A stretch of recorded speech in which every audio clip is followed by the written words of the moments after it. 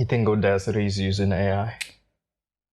It has to, right? Basically, I mean, AI is used for AI, everything. okay. AI is doing everything They'll now. call anything AI. AI. AI is Pac-Man uses AI. You know, it's You think Pac-Man uses AI? it literally does. You think old Pac-Man used to use AI? Yeah. If we're expanding AI to mean any program that does I thought you itself. could sort of figure out which way it was gonna go.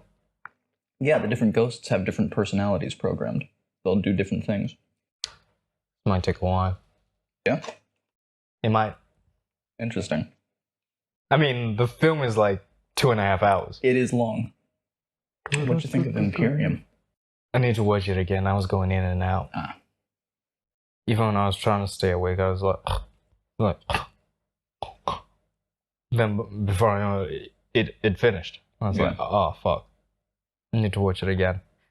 There's this one bit he's going over to their barbecue for the first time, and the wife of the pleasant racist, she's given cupcakes, and all the cupcakes have little swastikas on them. Oh, that's nice. You fucking nerds. That's cute. That's cute. It's cute. It's just insane. I don't know about you, but I like knowing my neo-Nazis. Yeah. I like to know which ones are which. Oh, yeah. I don't mind if they tattoo swastikas on their faces. Do it. At least then we know who they are. Yeah. I don't like the closet racists. Closet racists, I am not a fan. I like my racism in my face. Are we in? We're in. Okay, welcome back to another episode of Talking Pictures with Tawana and Max. I'm Tawana. I am Max. We're recording this on a nice sunny Sunday day. Beautiful. It's Contact this week. Contact. 1997. Your pick. Mm-hmm. Now, I'm guessing you've seen it before. Yeah, a few times. But not in quite a few years now. Okay, it was my first time. Yeah. And when it started, the first thing I thought of was Carl Sagan. Funnily enough, he's the one who did the story. Yep. And the film came out a year after his death. Yeah. He got this idea in 1979. He came up with it with his wife.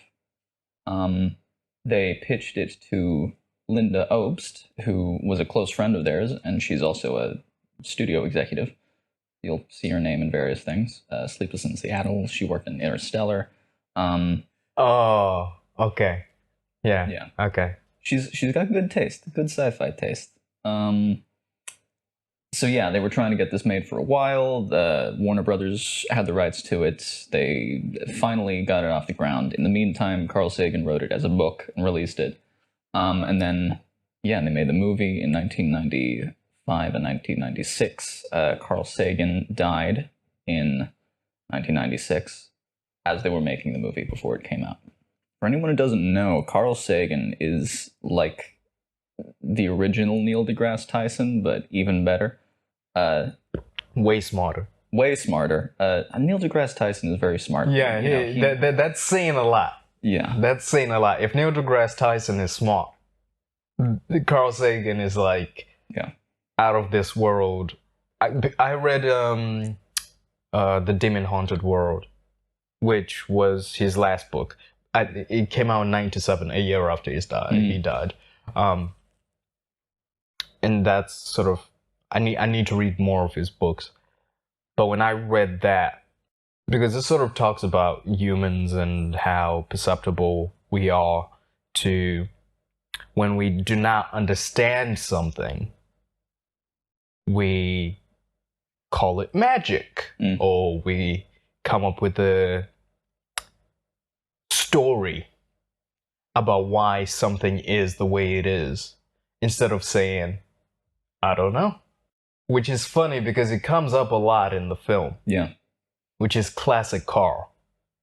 He's one of the most famous astrophysicists of the last century. He mentored Neil deGrasse Tyson, but more than anything, he's a science educator, science communicator. He did the original show Cosmos, which is fantastic, and then Neil deGrasse Tyson did a version of it almost 10 years ago now. Jeez. He was great with science, but he was also really in tune with the human aspects of how we deal with science and how we deal with our place in the universe. Not to get into it too quickly, but I think this movie is more than a sci-fi movie. It's a movie about faith. Oh yeah, it is. Mm-hmm. It is. Which, funnily enough, we had a... What do you even call this? A pamphlet? Yeah, we got a little pamphlet from some Jehovah's Witnesses this morning in the mail through the mailbox. Which, you couldn't write this shit. I know. You couldn't write this shit. Universe works in strange ways. I have to ask you, why Contact? Mirror shots. That was the only reason I picked this movie. There was that one mirror shot in Kramer versus Kramer. And there is a mirror shot in this. Fantastic shot, by the way. Insane shot. And to do it so early. And I was like, that's kind of showing off. We haven't even gotten into the full film, and that's what you're doing? It's so complicated. It's so, but it's so blink and you miss it. If you don't know how movies are made and how cameras work, then you wouldn't notice it. But it's to do that amount of work for this little shot that it doesn't. It's not like this shot is central to the movie or anything. No, it's just pure flexing. No, it's despicable. It's absolutely despicable because I've seen that shot before. You know, it's sort of like the shot you see in whatever YouTube video that talks about movies or like the greatest shots of all time. Yeah. This shot is in there. You can find it. Just look up Contact mirror shot. You'll find it out there. But I didn't have the context. I didn't have knowledge of when it came in the film. And to see it play in real time, I had to play the film back. Yeah. Because I was like, this is absolutely disgusting. Robert Zemeckis, who suggested this? How did you come up with this? How did you do this? Robert Zemeckis loves playing with toys when it comes to making movies. You can tell. Didn't he do a film recently with Tom Hanks and oh my god, Robin Wright? Robin Wright, yes, thank you. Because I was going to say Clay Underwood. Yeah, that's Robin Wright. I hope she's nicer than that in real life. Yeah, Zemeckis, I mean, for the past 15 years or so, he's been mostly doing like sort of gimmick movies. He did that one with Steve Carell about the guy who makes the miniatures, and he's got this whole world of miniatures in his backyard. And like he uses the CG, what was it called? Steve Carell CG homunculus movie. Is that the one with Matt Damon? Or am I thinking of a completely different one? I don't know. I'm not sure Matt Damon's in that one, but Welcome to Marwen, that's what it's called. Oh, I've heard of it. Yeah. Zemeckis did Polar Express and the Jim Carrey Christmas Carol, so he was big on that like lifelike CGI movie thing. I mean, Robert Zemeckis is the reason I thought Forrest Gump was real. Yeah. Because when I was a kid, I watched Forrest Gump, and you're seeing him meet the political leaders like Nixon. It's Nixon, right? He meets in the film. Oh, he meets Nixon. He meets Kennedy. He meets. And you go, oh, he must have been real because it's like how I couldn't as a kid. I was like, how did he do this? Yeah. It didn't even cross my mind that he was fake. It was like, oh, Forrest Gump met Nixon. Mm-hmm. Like, okay. And even, I think it's both where they interact with them. Yeah, it's the Kennedy one where he's receiving a medal and then he's like, I gotta pee. And Kennedy's like, I believe that man has to pee. Now, he did something similar in this one with using Bill Clinton Yeah. But Bill doesn't really interact with any of the other actors. No, he makes a few press speeches. Yeah, of which I think they were taken from something else. Yeah, like real speeches that he gave. Okay. Well. Zemeckis and his wonderful toys. I don't even think we've said what the shot is. Okay, the mirror shot. How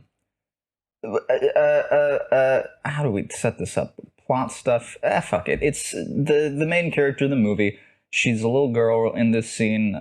She's getting ready to watch some stars and some meteor shower with her dad. And she hears something happen in the house, and she goes and sees that her dad fell. Her dad is sick and he needs some type of medication. And so she runs upstairs to the bathroom to get the medication. And it is this insane tracking shot following her up the stairs, through the hallway. And I don't know when they splice it, but there's a splice in there somewhere, because eventually she runs to the mirror of the bathroom cabinet, and the camera zooms out from the mirror continuously from the tracking shot of her going up the stairs. They had to use a very special setup to get this done. Again, look up the behind the scenes. It's an incredible amount of work they put into this little shot that you won't even notice if you're not looking out for it. Follows her up, zooms out from the mirror, so the entire tracking shot looks like it's been in the mirror the whole time, and we flip the perspective, and now we're seeing her back reaching into the cabinet to get the pills. Why, Robert? Why? And this is like in the first 15 minutes of a 2.5 hour film. There's no shot cooler than that. No. There's no shot cooler than that. It's ridiculous. It's absolutely ridiculous. If I'd seen that, I think I would walk out. If I was at the premiere, I'd be like, okay, just give it the Oscars. I'm walking out. You're just fucking with me at this point. Like, what the fuck? I love that shot. Because I don't know how they did it. They obviously edited it, but... Yeah, there's some stealth edit in there somewhere. Yeah. But yeah, the amount of work that they did with the tracking and the dolly and this mirror setup, and again, it's not like an important shot for the movie. It's just showing off. It's just Zemeckis being like, I mean, how do you even come up with that idea for a shot? And I feel like there's a lot of cool things in the film. Yeah. Story-wise. Because... okay, I love the film. Yeah. Is it a bit long? Yeah. Yeah, sure. Yeah, it is. It is. Were there some things that I was like, okay. The Matthew McConaughey relationship with Jodie Foster. That one, I was like, you spent one night together. Yeah. You spent one night together. However, I'll let it slide because he says something at the beginning of their first meeting where he says, once he feels something, he knows. It's along those lines. Yeah. And I was like, yeah, I'm with you, bro. I'm with you. I'm exactly like that. Yeah. But when I feel like we might end up debating this. Okay. Maybe. We'll see. Because the film starts with a shot of the Earth, but the camera's moving further and further away from the Earth. And you're just hearing, and, well, you're seeing the universe moving further and further back in time. But as that happens, you're seeing, like, all these events that have happened throughout history, sort of the audio recording of these events. All these radio broadcasts. But it's going through the time as time passes. Yeah. Of which I'm not a scientist. I'm not even going to try and do the equation. Yeah. But the further away from distance, then the further back in time, all that shit. Yeah, it takes a while for certain sounds to reach sound. Radio waves travel at the speed of light. So that means that it's not instant. They have to cover a certain amount of distance. So something 20 light years away from us will be getting radio broadcasts from 2005 right now. Wait, so 20 light years is 20 years? Well, a light year is just the distance that it takes for light to travel within a year. And that's... Oh, okay. Okay. I don't know the exact numbers of it, but so yeah, the amount of distance that light crosses over the course of 1 year is a light year, and that's one of the standard units of measurement for dealing with space stuff. Yeah, these radio broadcasts we see in the movie, it starts in, I guess, 1995, 1996, 97, and we're hearing, like, the music of the day. We're hearing some Pearl Jam, some Third Eye Blind, there's some Spice Girls in there, and then it keeps zooming out, and so the zooming out is representing getting farther and farther away from Earth, so the music gets older. Nixon shows up in there, broadcasts of stuff from World War II, the history... When was the first radio broadcast humans sent out? It was like over 100 years ago or something. Sent out into space. Yeah. Even if it's not specifically aimed out into space, if it's just a general broadcast sent around the Earth, then that's going to be traveling out into space. So... Because I know that Carl Sagan was involved in trying to find extraterrestrial SETI. Yes. SETI, which is in this movie and is a very real thing that's still out there. Now, you haven't seen or read Three Body Problem? No. I know a few things about it, but yeah, no. There's a few things in Three Body Problem that, Carl Sagan sort of touched upon. Mm-hmm. Of which, remember, I said to you, watching Three Body Problem, reading the book, made me believe, aliens could already be here. And that was the best argument I'd seen for why. Yeah. But the similarities between what happens in those books and what Carl Sagan talks about in the film, in terms of when you make contact, how they respond to you. Now, granted, in Three Body Problem, it's the Chinese who get there first, who get contact first, and they get a message back saying, "Don't send any more messages. The Dark Forest. We are not friendly." And she says, "Come anyway." Now, when I first saw this, I was conflicted. Yeah. A bit like I was conflicted in this film, because if they tell you that they're not friendly, do you still want them to come? I want to find aliens no matter what. I'll sell out Earth to the aliens, you know. See, I'm exactly the same thing, and let's get into it right now. Because in the film, after they've made contact, they have to send, the aliens send a message like, "Oh yeah, we want to meet you, blah, blah, blah, blah." But they have to send someone to meet the aliens, and there's a whole process. And we'll get into the story beats. I understand we haven't touched upon as much on the story, but this, might as well get into this. Okay. Would you want to be the first person? Yes. Knowing it might be a one-way trip? Yeah, sure, yeah. It's aliens.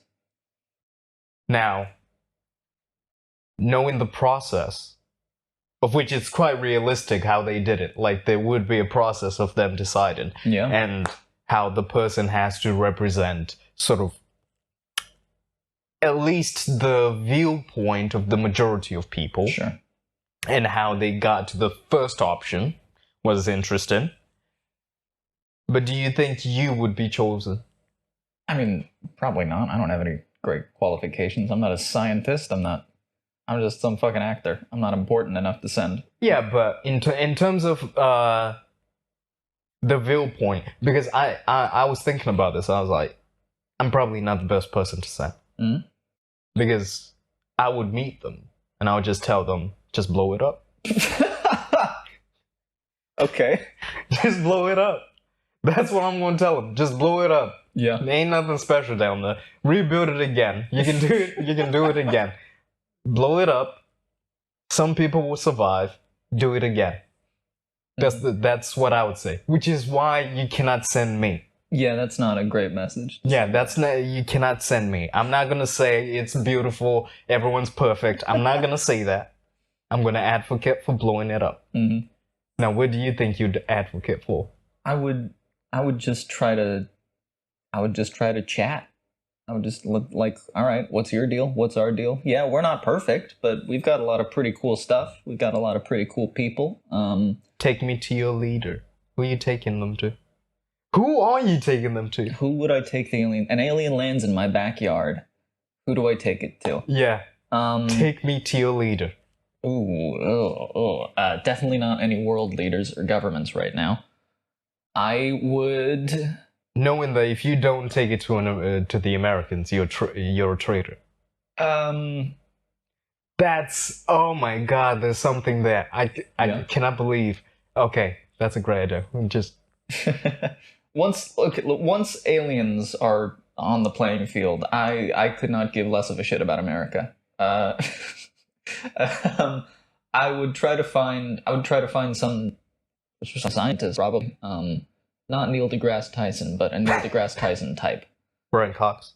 No, none of the no pop scientist. I would try to find someone who's like actually looking for this stuff. Who's actually not that like Neil deGrasse Tyson or Brian Cox are bad scientists or anything, but their thing. That's basically what you just said.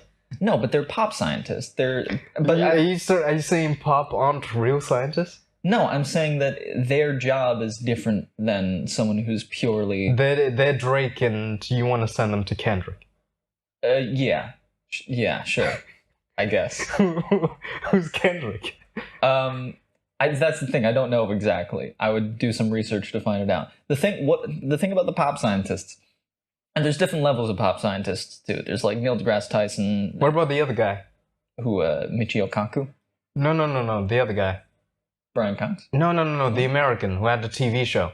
I saw him on Big Bang Theory. This is why I love Big Bang Theory, because of the science. I know it's problematic for a lot of people, but I loved it because of the science.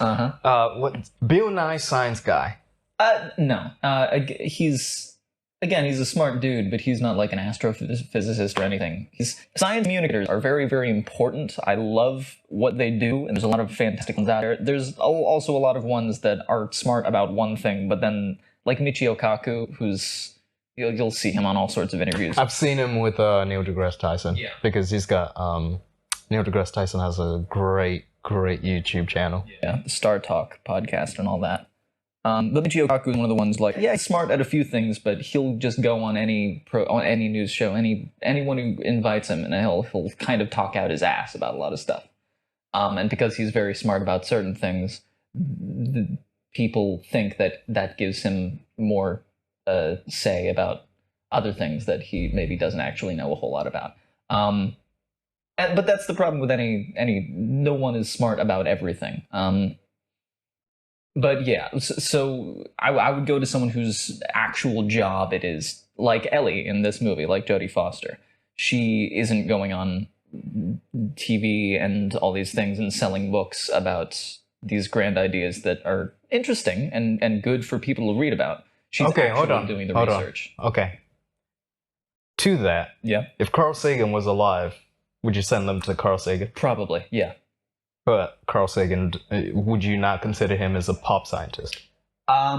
He was a pop scientist, but he was one of the first, and he was around before it got so commercialized and before it was so easy for anyone to sort of, just get their own hustle going. Carl Sagan really, really cared. And not that these other scientists don't care. Carl Sagan, to me, seems like he was behind SETI. He was behind all this stuff. He was thinking out things, not just, I'm going to be smart and write interesting stuff and sell books. He was, no, I care more than anything about finding out things about our place in the universe. And if I can bring people along my journey, I will. But again, like he helped set up SETI. Someone who's actually working at SETI is someone I would bring them to first. Okay. So young Ellie is really interested in, she's already working with the signal system thing. Yeah, her and her dad are making a homemade radio broadcasting, and they're amplifying the frequency and trying to get it as far as they can. And so they pick up something from Florida. the beginning of the movie. Florida. Yeah. And then she tries to get in touch with her mom. Her mom died when she was very young, so she doesn't remember her mom, and she asks her dad, could we talk to the moon? Could we talk to Jupiter? Could we talk to Saturn? And he's like, yeah, probably we could. And she asks, Dad, could we talk to Mom? And he says, I'm not sure there's anything that could help us do that. Which is quite interesting, because at the end of we'll get to it, but there's a moment when Ellie goes off that I was thinking, oh, I mean, I get why him, but it seemed as if, we'll get to it. I just remember what you just said. When you gave me the option, I was thinking of Contagion. Okay, yeah. I don't know why. I know it's Contagion, Contact. I don't know. I was swapping them around. Yeah. But then Contact, I didn't know what it was about going into it. But as the film went along and it was like space, I was thinking Interstellar. Then who the fuck pops up? Matthew fucking McConaughey. And I think, I'm not a scientist, but I think this is probably one of the best sci-fi films ever made. Probably, yeah. How scientifically accurate it is, I don't know. I'm guessing a lot based on Carl Sagan's involvement. Yeah, like, when, like, the sequence when they first get the signal and Ellie hears it in the headphones and then she rushes back to the lab and they're doing all this stuff and it's super tense and it's all this motion. It's fantastic. You just feel the importance of this immense thing happening. I think a lot of that tech babble that they're talking about, getting the different radio frequencies, turning the telescopes, I think a lot of that is pretty accurate. Most of the jargon, quote unquote, in this is pretty accurate because Carl Sagan knew what he was talking about. Obviously, the interdimensional space machine is completely from imagination. There's no scientific, like, we wouldn't even know where to start with that. It's just a cool machine. But all the decoding the messages that they're getting with these different number systems and overlaying things three-dimensionally and all these frequency talk, that's hard science. That's stuff you can do. See, when they're in Hawaii, that takes you to the crux of one of the main themes in the film, which is basically religion versus science, and that's McConaughey's. I want to say that's his character, Palmer. That's his character's sort of purpose in the film. Yeah. And it's quite interesting because that's a lot of in the dim and haunted world, Carl Sagan touches upon that. About religion and science and how basically it's people's understanding of something, but they are willing to understand in one specific way. But McConaughey, when he enters, keep saying McConaughey, I'm just going to call his character's name Palmer. When Palmer arrives, he's writing a book on how technology affects third world countries. And I was like, I'm with this guy. Because I don't think, one of the things I've realized I feel like I say this every single episode in my 28 years of life, is that first world countries do not give a shit about third world countries and how their actions affect those countries. It's almost like, I mean, I hate to use the term, but your president gave it to us. Shithole countries. That's sort of, and I'm not mad at that.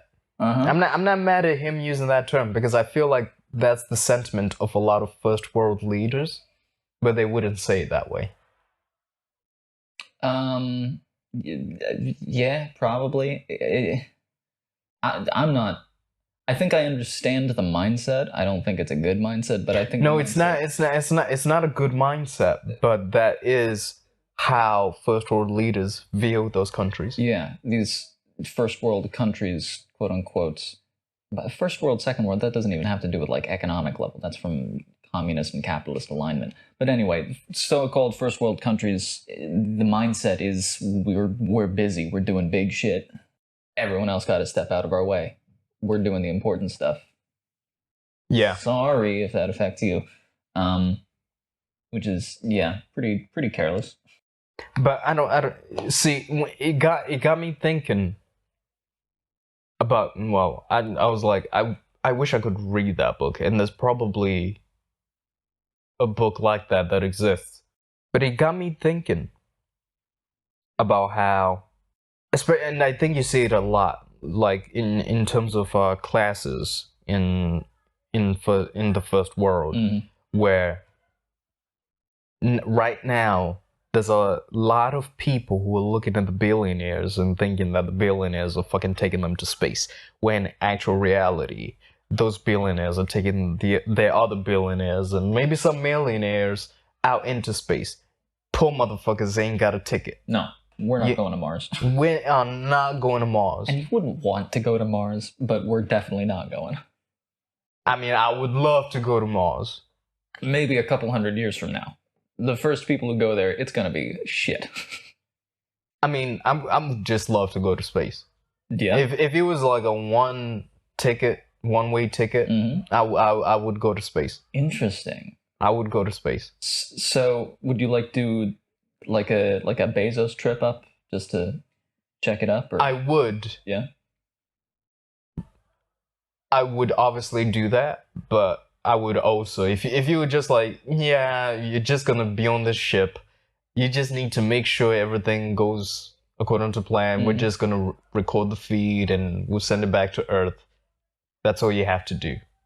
Interesting. And then when you die, it comes back. It's like, okay, I'll take it. Huh. I'll take it. I want to go through a wormhole. I don't know why we don't go through wormholes.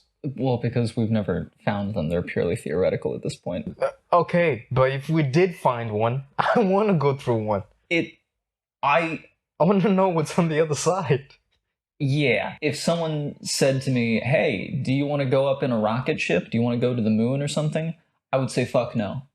Unless I'm dealing with learning about aliens or traveling to some far side of the universe or something like that, no fucking way am I going into space. Space is awful. It's terrible. It wants to kill you. Space is the worst. Yeah, but see, I was thinking this, right? In the opening shot, when the film starts, yeah, and you're seeing the vastness of space, and you're seeing the stars, you're seeing the galaxies. I was like, fuck. Seeing that in real time would be fucking amazing. Would be fucking amazing. I might cut off a limb for that. Yeah. If that was the price, I might cut off a limb for that. We gotta watch Gattaca at some point. Yeah. Interesting. Yeah, I might cut off a limb for that. Because, the Hubble telescope, when they send images back, I love looking at those things because it really tells you how insignificant you are. Like, whatever you believe, and, people believe so many things, but we are nothing but little ants. And space is so vast. And it only takes a meteor, the right size, to hit us. And game over. It's done. It's done. Yeah. We're tiny and insignificant, but as Ali says, we're also so rare and precious. I've got Carl Sagan's Pale Blue Dot quote pulled up, and it's a chunky excerpt, but I'm not going to read all of it. But everyone look it up. It's Carl Sagan talking about how every single person that has ever lived, everyone you know, everyone you ever heard of, every human being who ever was, lived out their lives, the aggregate of our joy, suffering, thousands of confident religions, ideologies, and economic doctrines, every hunter and forager, hero and coward, creator and destroyer of civilization, every king and peasant, young couple in love, every mother and father, hopeful child, inventor and explorer, every teacher of morals, every corrupt politician, every superstar, every supreme leader, every saint and sinner in the history of our species have lived there, on a mote of dust suspended in a sunbeam. And the quote goes on, but it's beautiful. It's everything, our entire world is less than microscopic on the universal scale. And it's the philosophical angle into all of it, when you really think about space. And the film touches upon this, where I think for, I was gonna say for everyone, but maybe that's too big of a generalization. But I think for a lot of people, most people are trying to find meaning into why are we here. Yeah. And they find that in different means and ways. And some people will believe that, there's absolutely no reason. It's completely random, and so fuck it. Of which maybe that takes you down an anarchic? Is that a word? Anarchic? Anarchic, that's a word, yeah. Okay, anarchic path. If you feel like none of it fucking matters, so what's the point? Nihilism. Yeah. Which is, I feel like that's a dangerous path. And maybe we'll get into the religion aspect of it all later on. Sure. There's a specific part I want to talk about it. But McConaughey's presence in the film, I really liked, because it wasn't from an angle. I feel like you could have easily gone with a fanatic. Yeah. Of which he's not. There's really something, and I feel like you meet these people where their faith is so strong that even when they meet someone opposing them, it's not they don't go into the defensive mode of like, let's fight or you're an enemy. It's from a place of like, okay, let me understand where you're coming from. Yeah. And I'll try to communicate in a way where you can understand where I'm coming from. Which I always feel like that's the best place to be at. Yeah.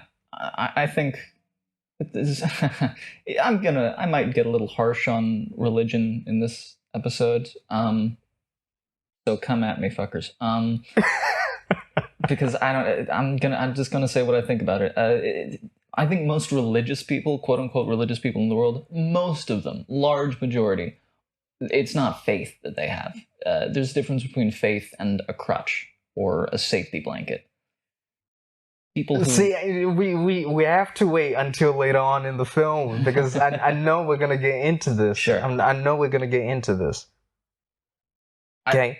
What you're saying, I think true faith, you don't need to get defensive about it because you just believe it. So when you find someone who has a different belief, then that's just an opportunity to learn about another human being. You know what? Okay, fuck it. Let's get into it. Okay. Gloves are off. Because it's not even like I'm getting ready to like come back at you. I agree with you. Yeah. I agree with you. It's especially the part when they've made contact, and if you haven't seen the film, watch it. Yeah, what are you doing? It's been out since 97. Almost 30 years. Go watch it. Don't say that. That was the year I was born. 28 years this film has been out. Okay? Watch it. We're gonna get into spoilers. We're gonna go all over the place. Okay. So, when they make contact and they let the public know that they've made contact with aliens, I thought it was perfect in showing how people would react. Sure. Because you'd have people who'd stop worshipping them. You'd have people who'd say it's the wrong thing to do. Mm-hmm. You'd have the Americans who's saying, let's fucking bomb them, even though you don't know what intentions the aliens have. You'll get a few Nazis popping up, Nazis popping up out of nowhere. They'll butt their heads in everywhere. It's very unfortunate that the aliens chose Hitler as the first image they're sending to us. Going back to the whole thing of how people react. Mm-hmm. There are people who just need to find a crutch for something to deal with it, because it's hard. it's hard to make sense. It's hard to make sense of something you do not understand. Yeah. And saying I don't know it's relinquishing control. And that is just very difficult for people to do. And I think whether it's religion, whether it's the whole MAGA thing, whether it's the Nazis, people have a need of, for them to feel as if they're in control, they have to believe in something. Yeah. And I think that goes both ways. It's quite interesting. One of the things that you realize in the film is that narratives begin about what the aliens' intentions are without actually having enough information about what the intentions are. Yeah. And then suddenly those become facts. And there's a great line in Homo Deus, which is the second week in a row where I've had to bring it up, where Harari says, beliefs do not follow facts. Facts follow beliefs. If people believe something, then it becomes fact for them. If people believe that there's a God, that's fact for them. There's nothing you're going to do to change that. For them, that's fact. And even in the film with McConaughey, is it the scene when they're at the gala and Ellie asks Palmer, like, how are you so sure? She says, for me, I would need some kind of proof to believe in a God like that. And he responds, did you love your father? And she says, I did very, very much. And he says, prove it. Which is, it's pointing out that so much of the human experience can't be proven. So much of it is just our individual feeling. But it is that thing of people's need to believe in something to gain control. You see it play out in real time. And my thing is, do I believe there's a God? I don't know. I don't know. I was brought up to believe there is a God. Like, I'll pray with my family. But if you ask me, is there a God? I'm like, I don't know. Is there no God? I don't know. I cannot significantly 100%, 110% say to you, there's no God. No, you can't prove a negative. I cannot. It's very hard when people, it's very hard to sort of explain certain things to people. And I really think it depends, like what you said, it depends on your own individual experience with things. And I think you find that there'll be some people who are brought up to believe and they'll continue to believe. Some people are brought up to believe and they stop believing. Some people are brought up not to believe and they start to believe. Some people are brought up not to believe and they never believe. I got to the point where I was like, I don't know. But even as a kid, I just liked the stories. Sure. I didn't care about anything else. When we went to church, I thought it was boring for the most part. Bible study was the one I loved because you'll be in a small group. You'd talk about a story, whatever. The singing I loved because you're just in a room and everyone's singing. Yeah. It's beautiful. But beyond that, listening to someone tell me how I'm supposed to think about something, that's where I went. It was one particular day. I don't even know how old I was. But I remember the guy who was preaching. So we was talking about the story of like Cain and Abel. Yeah. He was talking about how when Cain killed Abel, God banished him and turned him black for his sins. That's one version. And I just started looking around. Because this is a church full of Africans, and everyone's saying amen, amen. And I'm looking around, I'm like, did you guys just hear what he just said? Whoa. I'm like, did you not just hear what he just said? Was that in Zimbabwe? Yeah. Whoa. Wow. What? The Europeans. So afterwards, I went to my mom, I was like, did God turn us black because of Cain?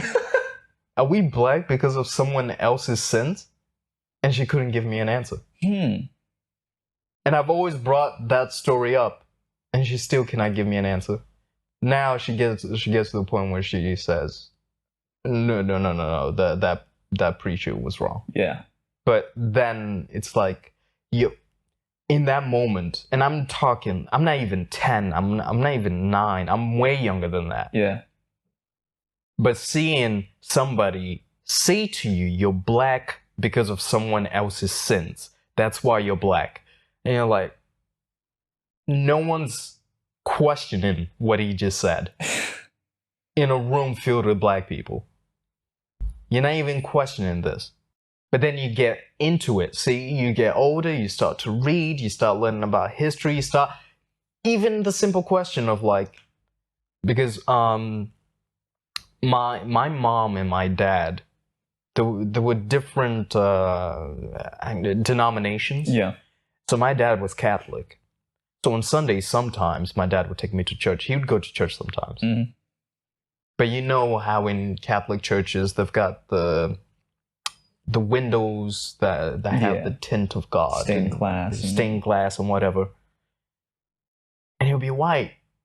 And I'll be like, yeah, why is God white? If God, that's the thing that Christians will always say, God is made in our image. Then why is he white? No one can give you that answer. Why do you have white Jesus as a mantelpiece? Yeah. If he's made in our image? If you've got the Chinese, you've got the Indians, why is he white? People have come up with various theological reasons over the years, but I mean, the truth of it is that Christianity is a primarily European religion, and so they've spread that everywhere. The whole Mark of Cain thing, I'm amazed that was in Zimbabwe, because I've heard that in America growing up, like, that's a weird hyper-Christian Southern thing of a way to explain. Oh, you've got it too. It's around the world. It's some people in America believe it, some of the more crazy ones, but it's like it's a way to say that black people exist because Cain murdered his brother, and that means that they are descended of the sinners, and we, the pure white people, are descended from Adam and Eve, and we're as pure as we can be. Like, so it's, it's justification for racial theory and stuff. I'm amazed that that's preached in Zimbabwe. Thank you very much. Thank you, because I knew my mom was gaslighting me when she was telling me that didn't happen. Thank you. Yeah. My God. It's a Eurocentric way to explain black people and reinforce racist hierarchies. It's not, I mean, there's no basis for that interpretation in the Bible. It's just an interpretation. But to have black people retorting the same interpretation, that's where you go. That's deep. That's deep. That's ingrained through generations and generations and generations.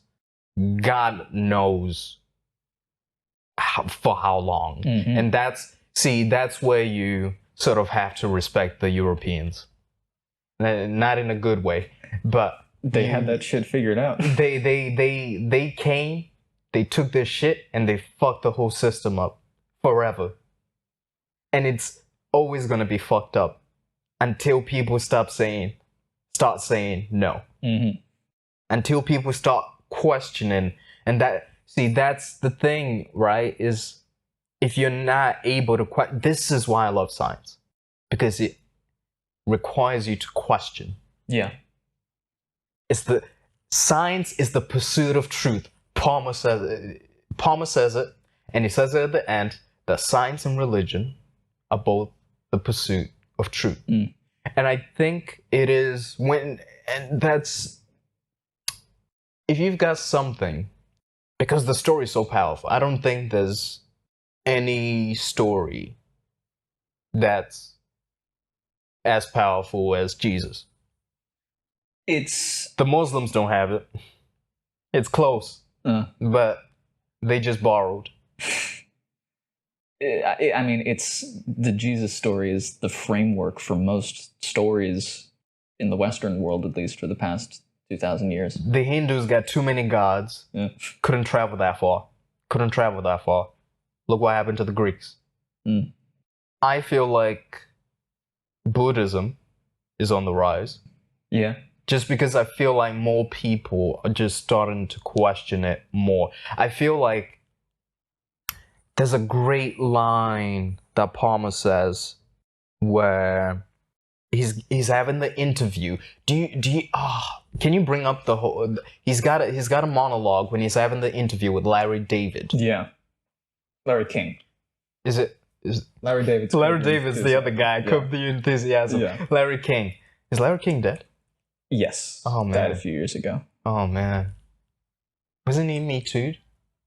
No, that was Charlie Rose. Can't tell them apart. You can tell them apart if you saw a picture of them. They both did the same thing. Same job. Kinda, yeah. But it's the monologue that Palmer has with Larry King. Yeah. And it's basically talking about how are we happier because of science and technology? Which is funny because this is 28 years ago. Mm-hmm. And you look at now where technology has become more advanced.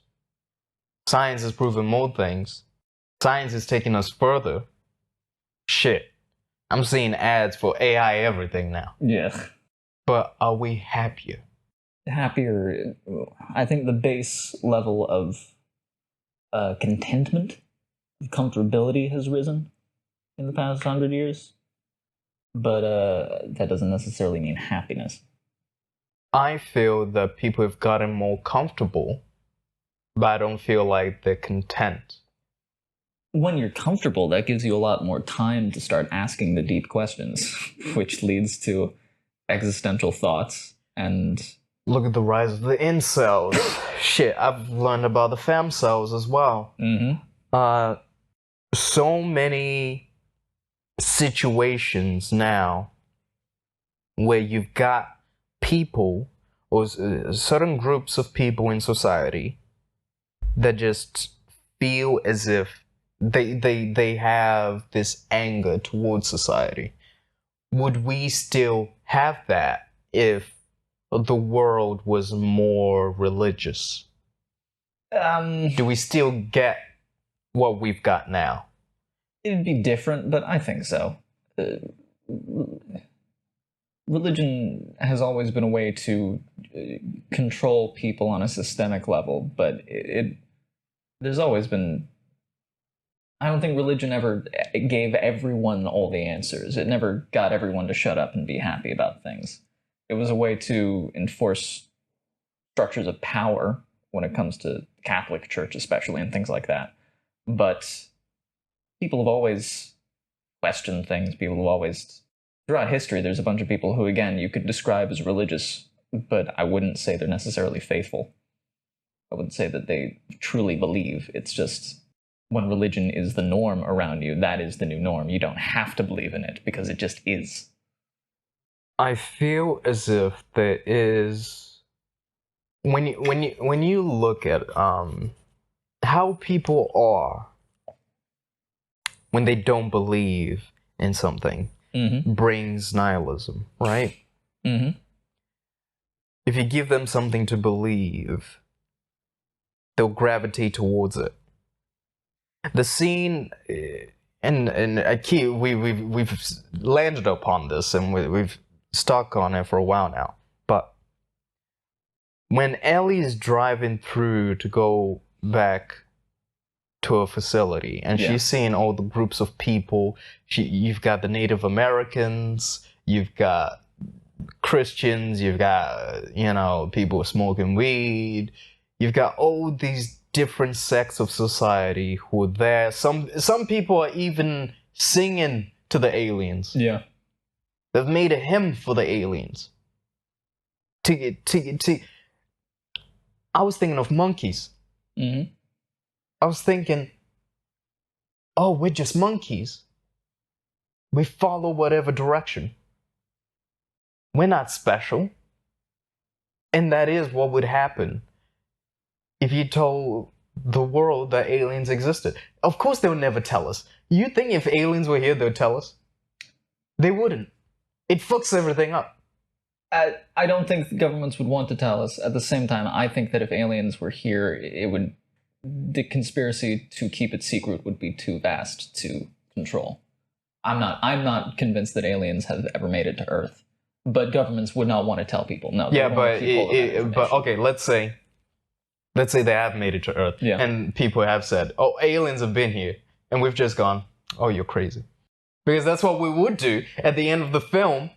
Yeah. When Ellie's had the experience of meeting the alien, but for her it was hours, 18 hours. Mm-hmm. For them, who were watching it in real time in their reality, it was only a few seconds. Yeah. But she cannot prove that she saw them. She cannot prove that she traveled through the wormhole. She cannot prove anything. No. She's got no proof. So you're telling me if aliens were here and people were saying aliens have come here, I've seen them, people would believe? Or would we just go, you're being crazy? I mean, if we're talking about the movie, I think there's a little bit more proof because we got schematics for a giant sci-fi machine. If we had that, then that would be something. Most people who talk about aliens having visited us, either they seem crazy and they seem delusional, or would you not look crazy if you? I'm pretty sure you'd look crazy too if you suddenly came in here and you were like, yeah, Tuan, I've just. You're not gonna be like, Tuan, I've just met an alien. You're not gonna say casually. Yeah. You're gonna be like, I've just fucking made a fucking alien. Yeah, if it was just that. But I mean, if I had a sci-fi machine blueprint with me, then that'd be a different thing. But that's a different thing entirely because that's a government having access to that. Whereas if it's an individual just saying it, you're not going to believe the individual. You believe the government because the government's telling you, oh yeah, we've got this schematics. So then you're going, okay, it must be true. So then your bottom line of believing in something is waiting for the government to tell you it's real. Well, no, I'm not just going to trust the government. I would need to. I'm a skeptic. I need proof for me to be convinced of something. I need some sort of evidence. At the end of the movie, when James Woods is saying that it was all a hoax from billionaire John Hurt up in space, like, yeah, he's kind of got a case. To me, the magical glowing light sci-fi machine that is technology completely different from anything else on Earth would still make me think maybe there's something to the alien thing, though. Yeah, but if the billionaire made it, the billionaire made it. But still, that's like, where did he get all that technology? He's a billionaire. And like Ellie says, faking a transmission from another star is pretty much impossible. In the real world, though, if you came to me and said, Max, I've just met aliens, I would have some questions. I would believe that you believed it, but I probably wouldn't be convinced myself because I would need something. I would need something to hold on to. I would need some type of evidence because that's what I don't like to deal in faith in terms of those things. I have faith in terms of my outlook on life, but when it comes to believing truth, I need some sort of evidence to it. So yeah, if it was just that, I would say, oh, I'll tell you what, I spend time on Reddit, and occasionally an alien subreddit will pop up through my feed. UFOs or aliens or whatever it is. It is an eye-opening experience dipping into one of those subs. I'm convinced that like over half of the comments on those subreddits are bots just made to stew misinformation and keep people fighting and all of that. But there are so many people on those subreddits who will hold on to any tiny little thread to believe in aliens. a video of something that is clearly a fucking balloon in the sky, and people will be like, I don't know, it could, but we don't know that it's a balloon, it could be fucking anything. And it's like, no, it's pretty clearly a balloon, but they will hold on to the smallest room of we don't know, and then replace that tiny little sliver of not knowledge with a whole different reality that they put on over it. When it comes to people talking about aliens existing, if they don't have any proof, I'm not going to believe them. And if they're selling books with the information that they supposedly have, I'm not going to believe them. Because in the real world, so many people use it as a grift. They'll say, I have this incredible information, I'm going to drip feed tiny parts of it to you at a time, and you have to buy my book to get it. But what if they are telling the truth? Well, then they need to back it up with something. And so far, no one has backed it up with anything. I don't know. Sure, we don't know. But so this is, I wanted to talk about this earlier when you were talking about just religious things. To me, the question of is there a God or not, I don't even think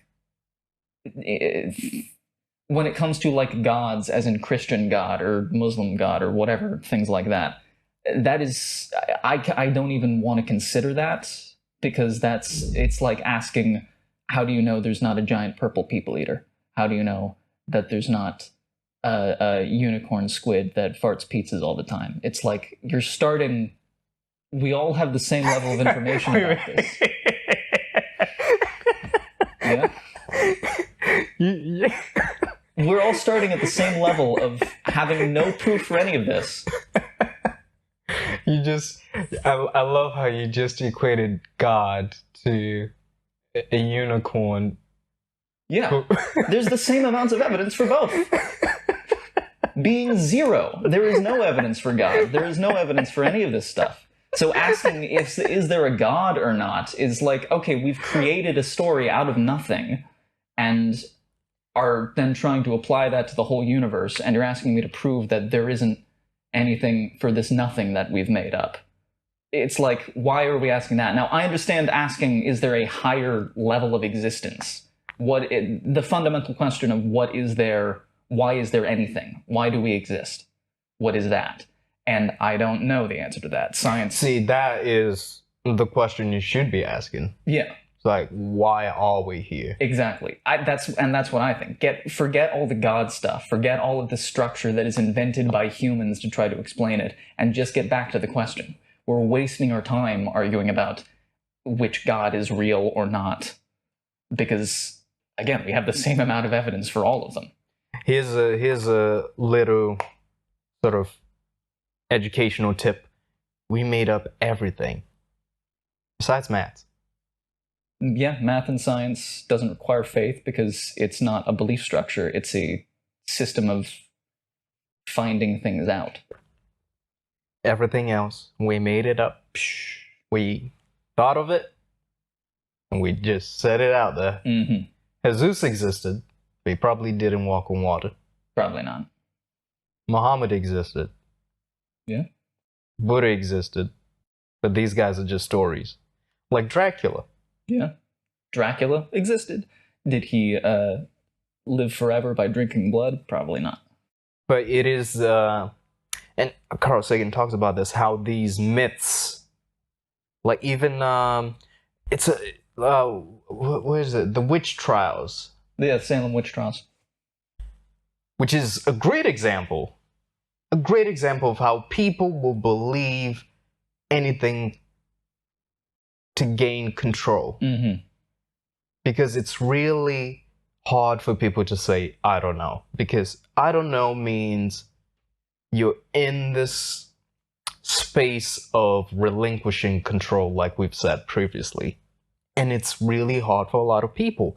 That's really hard for a lot of people to just be in that space of, I don't know, I don't know what's gonna happen tomorrow.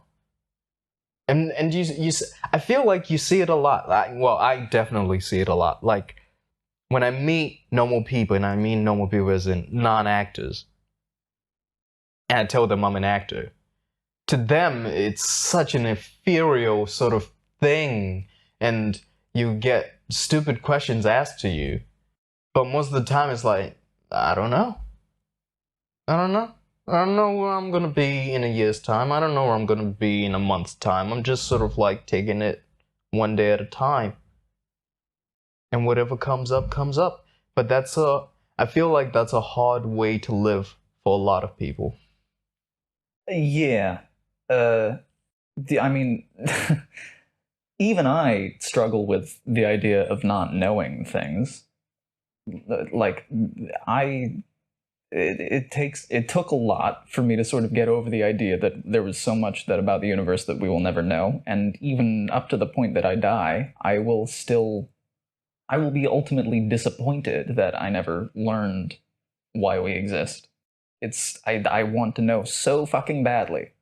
Which is why if aliens showed up and gave me a chance to go with them, yeah, I would take it immediately, because that's at least something. But because the question always keeps going. It's turtles all the way down. Why does anything exist? Why do atoms exist? And then you go to the next level. Okay, quarks. Why do quarks exist? And then you go to the next level. And eventually you get to quantum fields, and every particle in the universe is just the intersection of vibrations in these quantum fields, making up everything. But then what are these fields? What are the fields in? What is all? And we just don't know, and we will never know.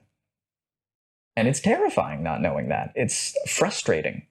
Like, I'd love to know about, like, the planets. Mm-hmm.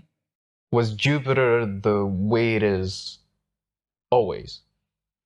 No, not always. Science can give us some answers, things like that. Jupiter was a bunch of matter that formed, and its gravity kept compressing it together to the point that it almost became a small star, but there wasn't enough mass in it to do that. So it's a big ball of gas and maybe some molten rock material somewhere in there. And Venus? Venus is a big hunk of rock. It was small enough that it's still a rocky planet. It's got, poison acid atmosphere. Ellie talks about Venus at one point. Yeah, she does. It's actually a great moment where she's talking about how she first got interested in space when she looked up at the sky and said, "What is that star?" And her dad said, "That's Venus. That's a planet." Now, people have known about Venus for thousands of years, but we didn't know until recently that there's acid rain there, and the atmospheric pressure is so intense that it'll crush any person who goes there, and all of this stuff. But we can learn a limited amount about that and then deduce a lot of the rest from using the science we have, but it only goes so far. But that's the thing, is that even with our own history, we can only go as far back as dinosaurs. Well, a little farther than that, but okay. But we don't actually know. We don't know how life started. We've got theories. We know that life is made up of certain chemicals, and it seems that at some point a bunch of these chemicals intermingled in the right way to create a little self-sustaining life form, but we don't know how that happened. And why do you have different life forms? Well, we do. Why do you have the trees? We do know enough about that through genetic history and paleontology and things.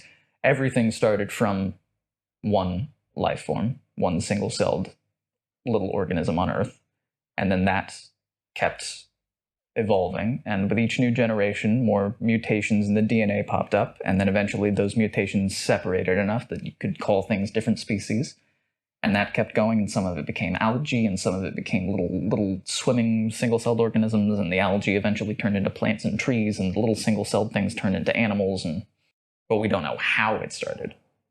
See, that's so fascinating. Yeah. That's so fascinating. You'll never know. You never know. No. So we'll stick with there's a God. God created it. No, because that's, again, like I said, that's starting at zero and he made me black because of Abel's sins. Cain's sins. Cain's sins. Sorry, Cain's sins are why I'm black. There's no other reason. Sure. Yeah, someone else's actions are why I've got this chocolate on me that somehow doesn't come off.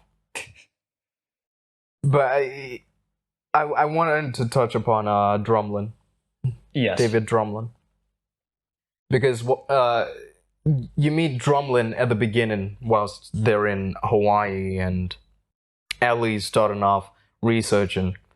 And what's the actor called? William Fichtner. Fichtner plays a Fichtner. Plays a blind scientist who was actually based on a real person. Oh. But I'm forgetting the real scientist's name. Huh. But David is a bit of a dick, and I'm just gonna go through it. So we first meet him in Hawaii, then he completely cuts the funding to Ellie's research. Mm-hmm. They have to look for new funding, and that's where the billionaire Harden gives them the money, even though they never meet. Yeah. Ellie finds life. Then Drumlin comes back with the government. And do you see how he's sort of starting to take over? Yeah. At first, you're not quite sure if he's trying to help, but then it quickly becomes obvious that he's just doing it to take over. Yeah. Even though he initially wasn't supportive of the research, he told her that it was a dead end. When he's shutting them down, he's talking about science for practical purposes instead of pure research. So researching things to apply them to technology to make money, as opposed to researching things for the sake of knowing things. Which I feel like, well, that's just capitalism. Yeah. But it was the moment when they were picking who to go, and Drumlin was picked. Because Ellie was asked the question, do you believe in God? And she couldn't give the right answer. Yeah. She didn't lie, but Drumlin, he'll say anything to get what he wants. Yeah. But I like the meeting that Ellie and Drumlin have just before he gets blown up. Where he goes, if the world was fair, you'd be the one going, but it's not fair. That's not the world we live in. Which I thought, that's some good game right there. It's a lesson that unfortunately everyone has to learn at some point. But do you remember her response? Shit, what was the response? Her response is, he says, I wish we were in that world, but that's not the world we live in. And she says, funny, I've always believed that the world is what we make of it. Yes. But that's a great thing, because when I was thinking it, I was like, that's a great idea. Yeah, I'm with you. However, I don't feel as if there's enough people who believe that. No. There's not enough people to... If enough people believe that the world is not fair, then the world will never be fair. It's a bit like the idea of equality. Yeah. That's a human idea. But you need enough people to believe in equality for there to be equality. If enough people don't, then there will never be equality. Yeah, idealism requires sacrifice, because idealism is inherently hard. It's going against the current of things. I don't think even that most people don't believe in fairness or equality or things like that. It's that most people are just trying to get by. And which is sort of a microcosm, well, no, not microcosm, a byproduct of just the way the world is. Mm-hmm. If you've got more people who are struggling to pay their rent, to pay their bills, they're just going to be thinking about themselves of how can I get by this month? How can I get by today? They're not thinking about, oh, in 2050, the earth is going to be too hot and people are going to have to migrate from certain places. Like, I'm not in 2050, I'm in 2025. So now I feel like it's really hard to get people to think that grand. Yeah. And I find this in myself, where I go, oh shit, the weather's different from when I was young. And yeah, I will recycle, I will do such and such. But beyond that, am I sort of like crying out about like global warming or anything like that? Yeah. It's like, no. No. Because it's abstract, because what the hell can you do? Yeah. Yeah. You feel so powerless. And until you've got enough people who are sort of banding together to deal with it, you're never going to be able to deal with it. Which is a sad thing. It requires idealists to continue believing in what they think is right. I think there's a world where hopefully maybe it's an idealized world where everything's equal, everyone gets a fair share. And I thought about this when I was a bit younger, where I went, oh, nothing's fair.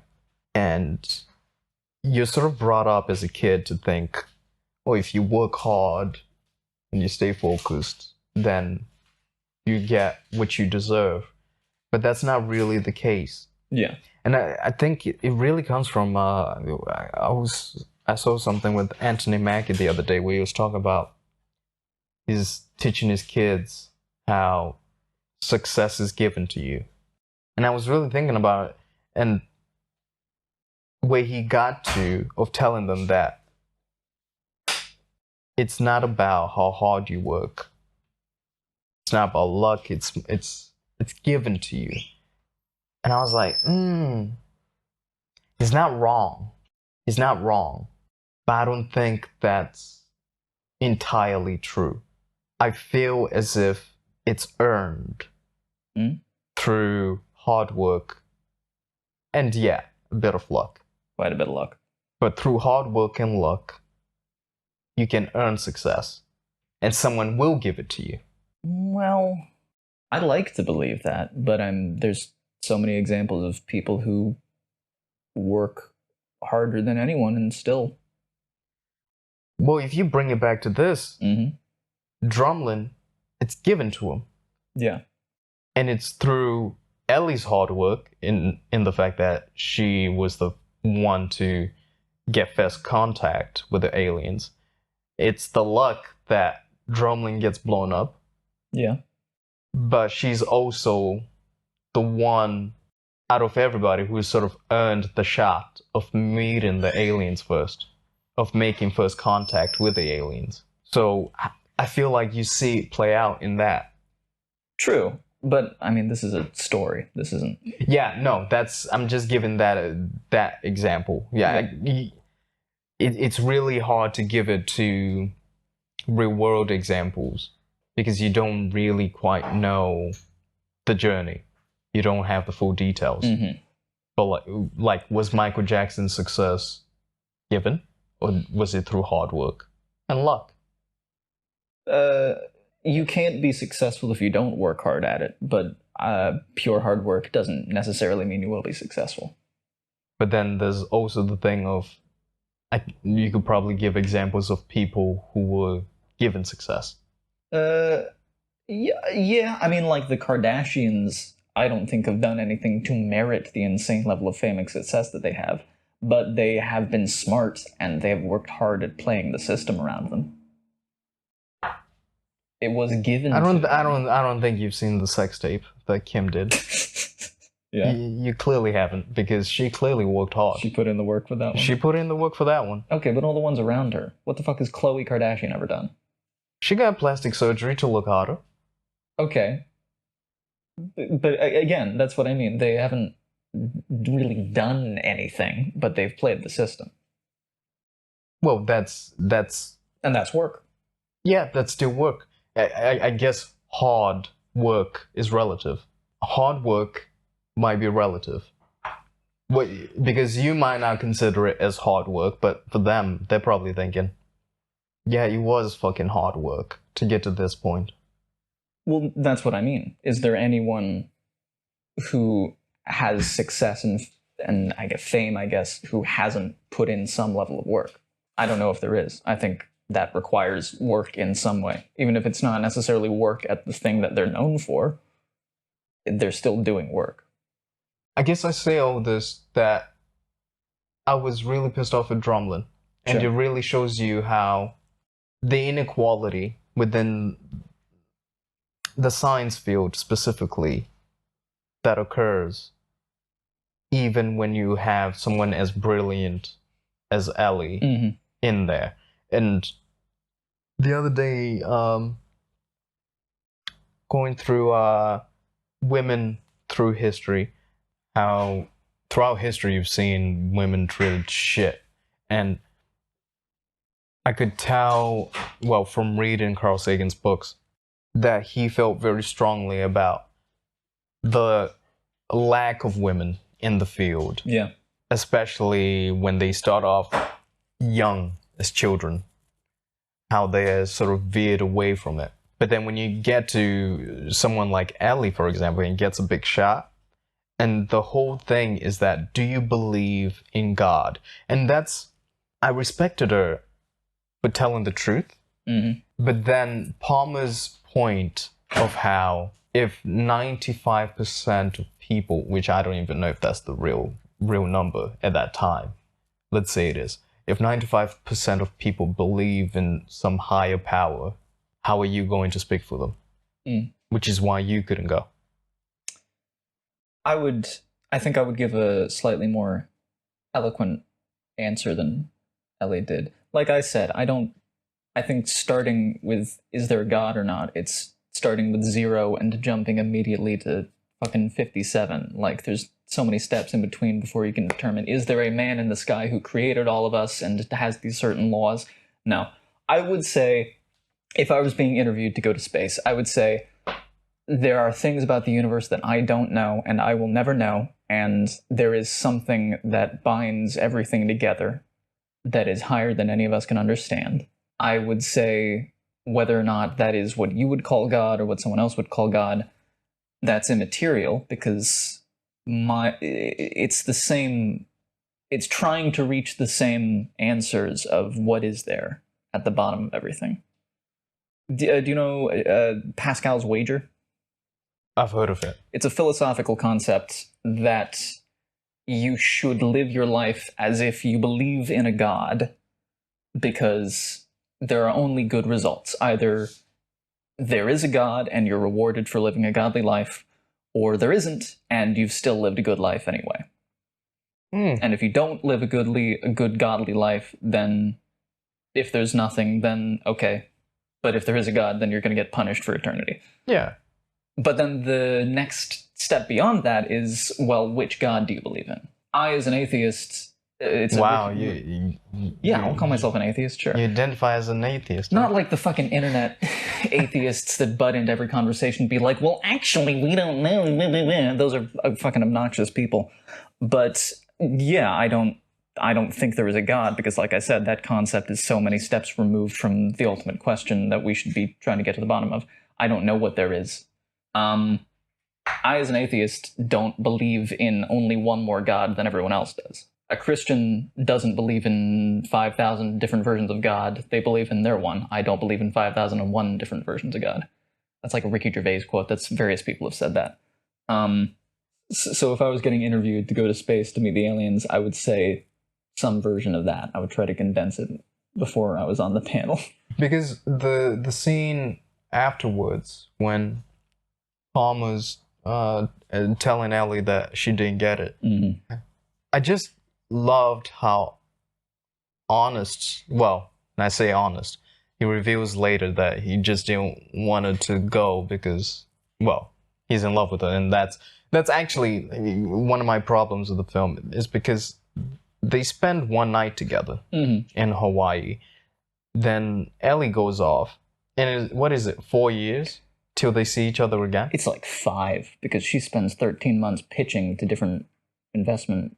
So 5 years, they never see each other again. I guess so, yeah. Then they run into each other during the committee of how to handle the aliens. Yeah. But they're suddenly in love. That was my problem. I know I said that I get it because of, he felt it. That's what he said. I felt it. Yeah. But it's like, that's my gripes with early 2000s rom-coms where people would meet and after a couple of days it's like, I can't live without you. One of my gripes with Romeo and Juliet. I give Romeo and Juliet some leeway because they're hormonal teenagers, but for this it is like, okay, Zemeckis, we see what you're doing. But even then, I couldn't vote for you because you don't believe. Yeah. If that's a big thing for me, I think I wouldn't vote for her as well. Me personally, I wouldn't care. I think, if anything, if you did have a religious fanatic, I'm not voting for them. Definitely not. You don't want someone whose mind is closed going to meet aliens. Yeah, and it is that thing either way, isn't it? Whether it's science or religion, you have to keep your mind open. You have to, because I feel like there are some things within the experience of life you cannot just explain through science. Not yet. No. I mean, like McConaughey says to her, you can't prove that you loved your dad because you can't prove things based on emotions. I do think there is a balance. There's the phrase, if you open your mind too much, your brain will fall out, which is what, like, these people on the alien subreddits, they've opened their mind so much that their brain has fallen out because they're holding on to anything that they can get instead of actually being reasonable. But you have to be willing to admit that you don't know things, and there's some things that you can still learn. Oh, yeah. I think it's admitting your ignorance. Yeah. I think that's where it goes down to. It's admitting your ignorance, either way, whichever way you swing. It's like, just admit your ignorance. You cannot... I always like to go back to when we did shrooms. Yeah. And you had that terrible trip. Yeah. And I felt so sorry for you because it was magical for me. But that one experience, right?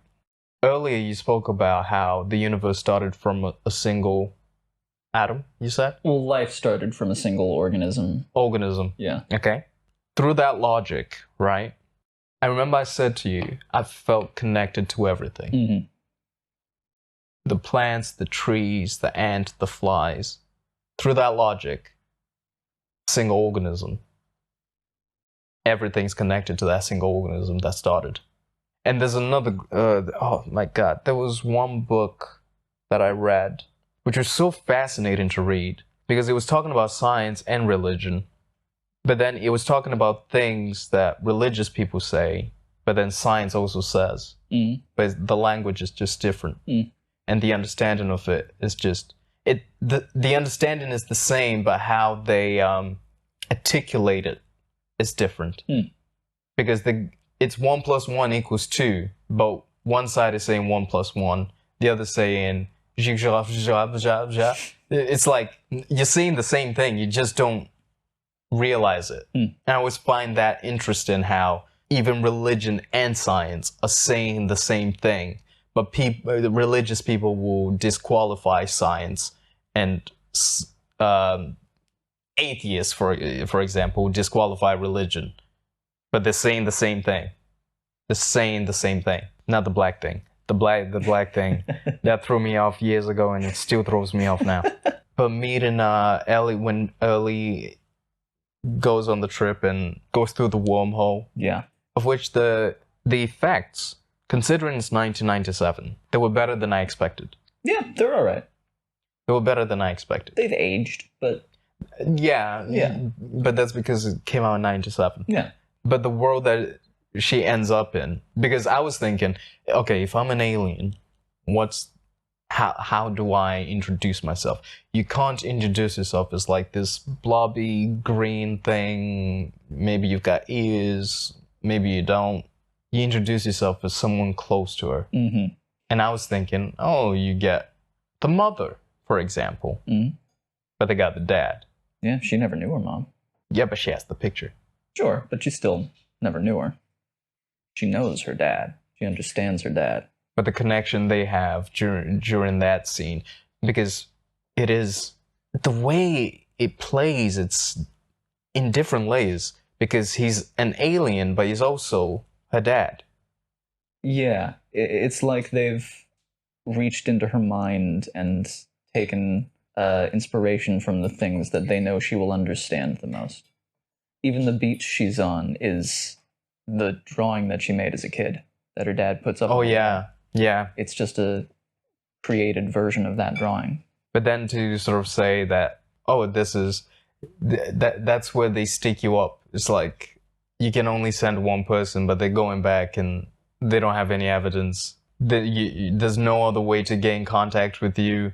You don't know what to do next because this is the way it's been done for billions of years. Mm-hmm. But then the scene afterwards where she's speaking in front of the committee and she has to sort of explain what happened. That's when the film sort of comes full circle, because now she understands what it's like for the religious people. Yeah. What it's like for Palmer. Let me take out religious people. What it's like for Palmer.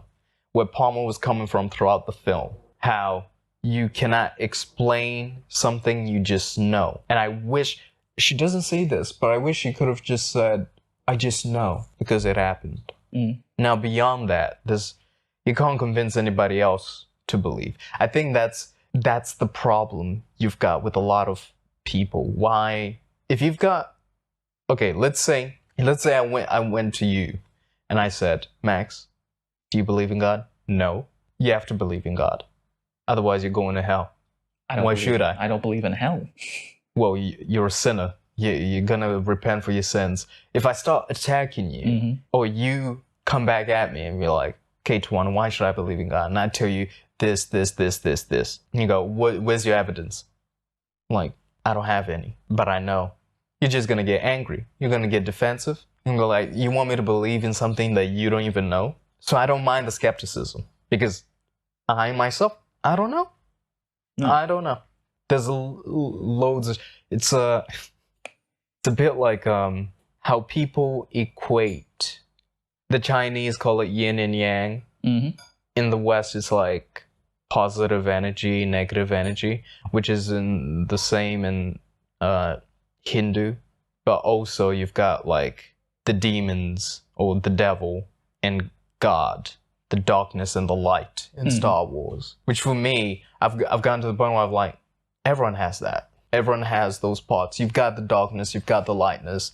Whatever you want to call it, you've got that within you. You know, I'm not inside you. I don't know what you're thinking. I only know what I'm thinking. I only know when a thought comes in my head and I go, that's kind of fucked up. That's kind of fucked up. And that's the shit I don't say.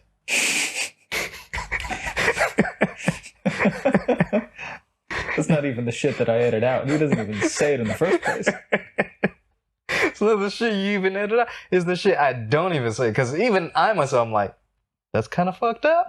But I recognize that. And I'm willing to accept that because I know it's there. I don't act like it's not there. I don't know why, but I always had a problem with people who are too nice.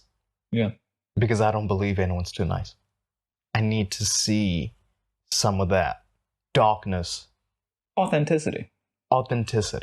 But it's when you get to that point of realizing that, of like, it's all within us. It's there. You're sort of equating it to God and the devil and whatever. But it's the experience that you have, and it's individual. Some people will go through terrible shit in their life and they'll get drawn to religion because it gives them peace. Yeah. And that peace they equate it to God. Like, oh, I found God.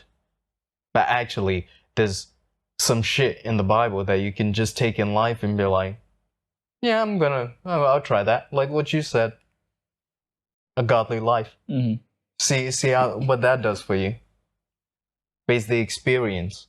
So when Ellie has that experience that no one else can even understand or equate to, I would believe her. I would believe that she had that experience. I would believe she had the experience. Yeah. I would be mad that they're not coming back. But then in the back of my head, I'll be thinking about, like, witches. Witches exist. That's what you're saying. Witches exist. Mm-hmm. Just in terms of, like, if you say, I saw a witch, but you believe it. Yeah. That's how I would react with Ellie. Like, you believe it. Yeah. People who, have schizophrenic delusions, they are experiencing that thing. Whether or not it's real, it's still real to them. See, I found the quote from when Palmer's with Larry King. There's this is when he's talking about the point of the book. It says, the question that I'm asking is this: are we happier as a human race? Is the world fundamentally a better place because of science and technology? We shop at home, we surf the web, but at the same time we feel emptier, lonelier, and more cut off from each other than any other time in human history. We're becoming a synthesized society in a great big hurry to get to the next. We're looking for meaning. What is meaning? We have mindless jobs, we take frantic vacations, deficit finance trips to the mall to buy more things we think will fill these holes in our lives. Is it any wonder that we've lost our sense of direction? 28 years ago, this came out. I feel like we're losing our sense of direction even more. Or maybe we never had it. On an individual level, it's harder to find because everything has been commodified, and capitalism and the internet has tried to suck up everyone's attention. Like I said, throughout history, I think most people are just trying to get by. But it is more easy to get distracted these days. And people are actively trying to distract people these days.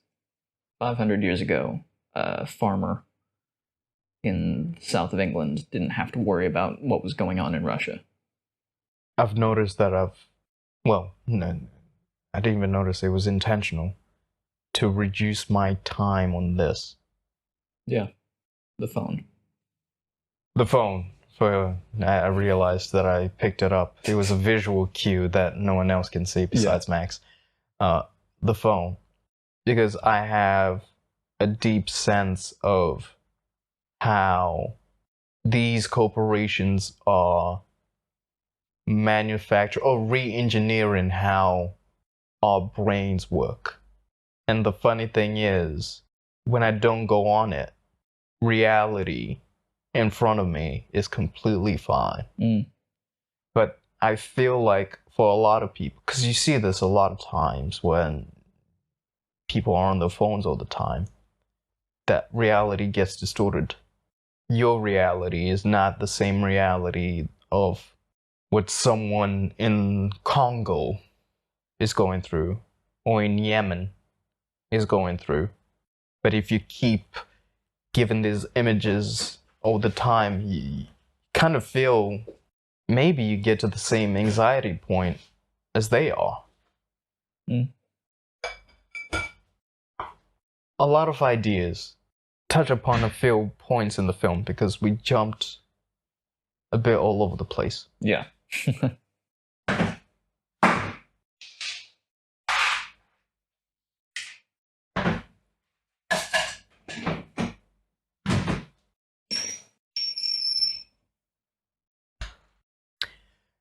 Touch upon some of the other film aspects because we jumped all over the place. Sure, got very existential. Yeah,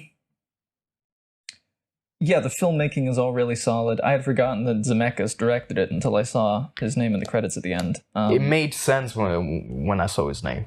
I was like, oh yeah, this makes sense. Just very competently made, hits all the emotional points it's trying to hit, subtle flexes, like we talked about with the mirror shot.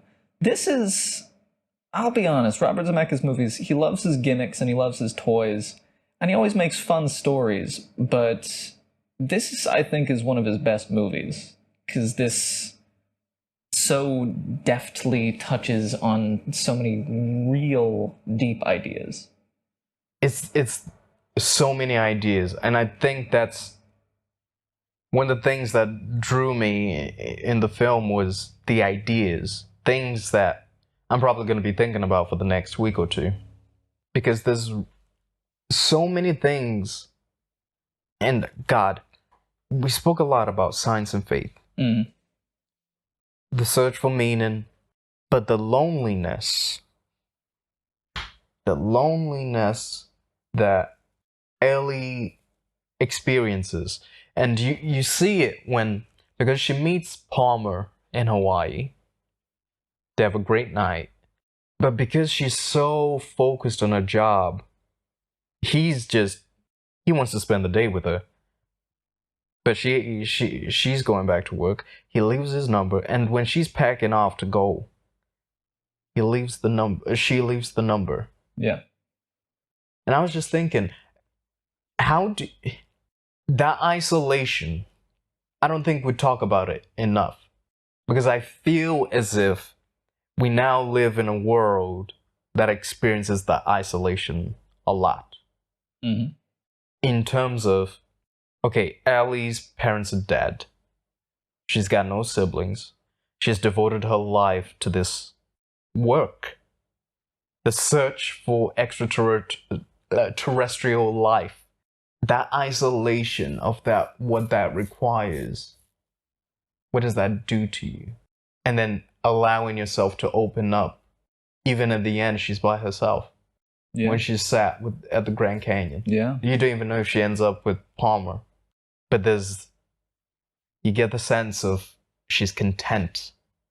Because now, it goes back to the faith. If you know, you know. Mm-hmm. No one can take it away from you.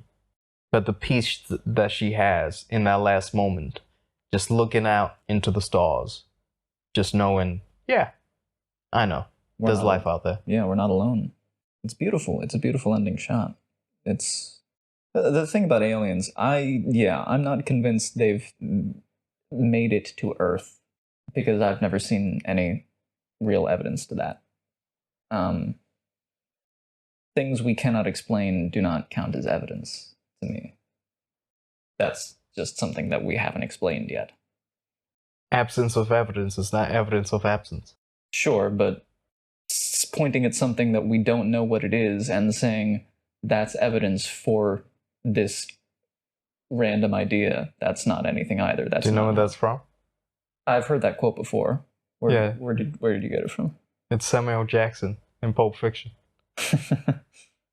I think Quentin Tarantino borrowed that from somewhere else, but it's a good quote. I do wonder where it's from. The original quote. Yeah, I mean, it's really tough to believe, man. Like, I think it's tough to believe in that, and whatever. It's if you don't have evidence, and just like you have to feel it. It's a bit like Tenet, of which I like it, but I like Tenet because you don't have to think, you just have to feel it. Sure. I'm like, okay, cool. I'll feel it. That's what fate. So do you believe that aliens have made it to Earth?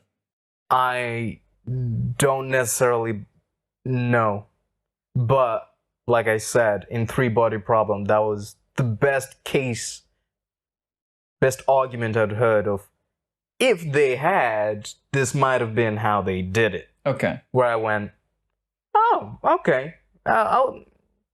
That's plausible enough. That's the most plausible explanation. So you believe it's plausible? The most plausible explanation. Like, if that is you need to read the book. I do, If what they say is possible in the book was possible, then yeah, they're already here. Okay. But I just don't know. Yeah. I don't know how much of it is sci-fi things, but that's... No, it's, so they... I'm gonna butcher up because I'm not really averse to science, but it's a photon. No, is that the name of photon? Photons, light particles. No, give me names of particles. We'd be here for hours. 3 body. It's like a really, really small particle. Yeah. That the aliens somehow, because they're so technologically advanced than us, they manipulate the particles. They manipulated it. Sure. And they're spying on us. Right. But we're not even there yet. Yeah. Sophons. Sophons. Yeah. And I went, oh, if that was possible, I can see that. Sure. If they're able to do that, I can see that. Yeah. Big if true. Yeah. Going from old DT again. Yeah. If true, yeah, I can see that. Yeah, I'm not sure how much of that is. Anyway, I ask, do you believe that aliens have made it to Earth? Do you believe it's possible, but you don't know? If sophons exist, but take away the sophons. Yeah, you can say that about any random sci-fi idea that explains technobabble bullshit. Take that out. It's possible, but you don't know. Do I believe that aliens exist? Well, that's a different question. Okay, tell me your question. Well, that's the thing. I wanted to set these two different questions up. Okay. Have aliens made it Earth is one thing. Okay, have aliens made it to Earth? No. Sure. Sophons, take that out? Sure. No. Doesn't seem like it. No. We can't know for sure, but doesn't seem like it. Yes. Do aliens exist? We don't know, but based on the math, I would say it's more likely than not that they do exist out there somewhere. Yes. That's where I'm at. Yeah. That the universe is too big for there to only be life here. It's too big. It doesn't make sense. It doesn't make sense. I mean, it's possible that it doesn't. Okay. But so this is what I'm getting at, is that even in cases of science, it still requires a little bit of faith in some ways. At the bottom line, from the scientific point of view, yeah, we don't know. But science can lead us to conclusions that we can then believe in, even if we don't have the evidence to prove it. Science and faith are not... yeah, but science is going off of facts leading to beliefs. Yes. Whereas religion is going off beliefs leading to facts. Exactly. Science and faith, science and religion are not incompatible, but yeah, they have to be working in tandem with each other. You can't make one to control the other. Yeah. Yeah. Yeah, I agree. There's a I'm gonna say new religion, but apparently it's been out for so long. I'd never heard of this religion until quite recently. Yeah. Humanism. Humanism. What is? I know that's like a. What is from a religious point of view? It's a philosophy idea. What are you getting at though? No, because I actually met a humanist for the first time. They were talking about what they believe. They believe in science, looking out for the planet, blah blah blah blah. And I was like, oh god, I didn't even know this existed. Anyway, going back to the book I'm reading right now, he brought it up about humanists. And I was like, did everybody know about this and I didn't know? Like, why am I just hearing about this in the last month? Turns out that humanism has somehow manufactured a way of getting people away from believing in a god, but to believing in science. Yeah. So now that's the new religion. It's basically like an atheist way of saying, I have my own religion. I'm a humanist. I don't believe in a god, but I believe in the science. Yeah. But then within that, you bring in the fact that it sort of breeds into the capitalist system of getting people more to understand that, well, sort of the notion of capitalism is that if you win, I win. In the best capitalist, okay? If you make money, I make money. If I make money, you make money. Sure. If I have a company and it's successful, the people who work for it will make money, and my customers will be happy as well. Okay. You're happy, I'm happy. That's what the capitalists want to believe. Yeah. Treat the golden rule, treat others as you wish to be treated, blah, blah, blah, blah. No one during this talk asked him, do you believe in aliens? Because everyone else believes in a god in the room. And I was like, that's the question they need to be asking. Do you believe in aliens? Mm-hmm. Not God. Because everyone was too focused on trying to get him to believe in a god. He's never going to believe in a god. But he believes in science. So ask him about the aliens. Because I feel as if aliens existed, everyone drops the god thing. Sorry, not everyone. Yeah, not everyone. But I think a lot of people would drop the god thing. A lot of people are into the god thing. You know how you said they use it as a crutch? Yeah. Suddenly aliens give them an actual concrete thing to answer some of these questions. Some people will be like, that's the god we were talking about. Jesus was an alien, bro. Yeah. So now everyone believes in science. Well, no, they believe in whatever they're ascribing to the aliens. That doesn't mean that they believe in science. Okay, yeah, that's more accurate. Yeah. Anything else from the film? Because I keep going to the ideas. It's a great cast. Got Jodie Foster, got McConaughey, got Tom Skerritt, David Morse, who plays Ellie's dad. He's low key, but he pops up in a lot of stuff, and he's always great. Yeah.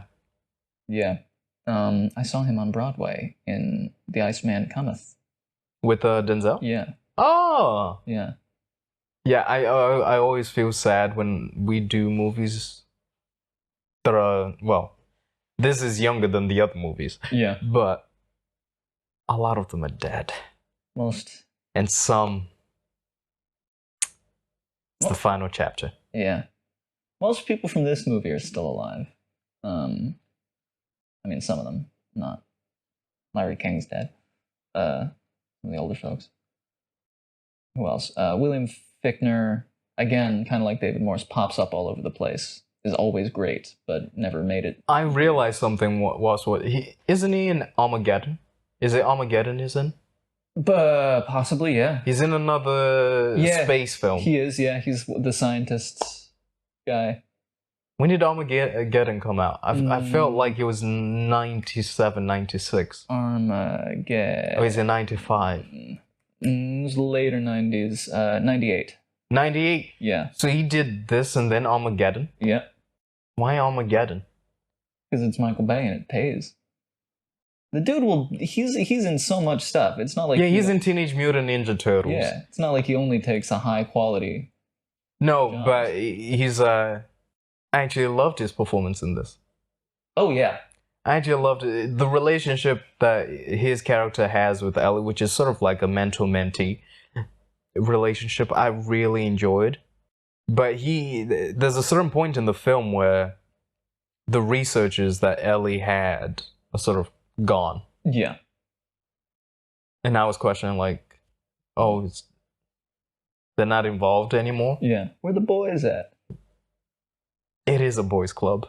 It's a massive boys' club. It's a thing with 90s movies where it's on big display in Twister too, where the 90s were looking at scientists like, all right, well, we got to make these scientists cool. So we're going to make them wear Hawaiian shirts and they joke around and do silly stuff. And they've each got a gimmick. Like one guy's got the glasses and he's the nerd. The other guy's the party animal.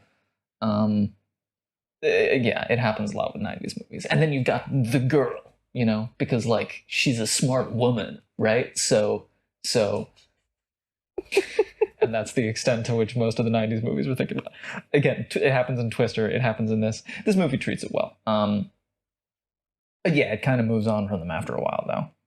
But at the end, she's back at SETI working with them again and keeping Kent, William Fichtner, in the loop through the whole thing because he's as invested in finding out the truth about this as anyone. And John Hurt is also in the film, playing the billionaire Hardin.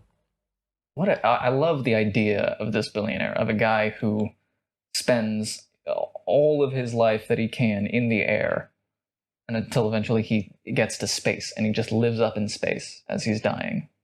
You think Elon's gonna want to do that? No, because there's too much chance of him crashing and falling out of the sky and dying. Damn. Yeah. Damn, you don't believe in Elon like that? What kind of question is that?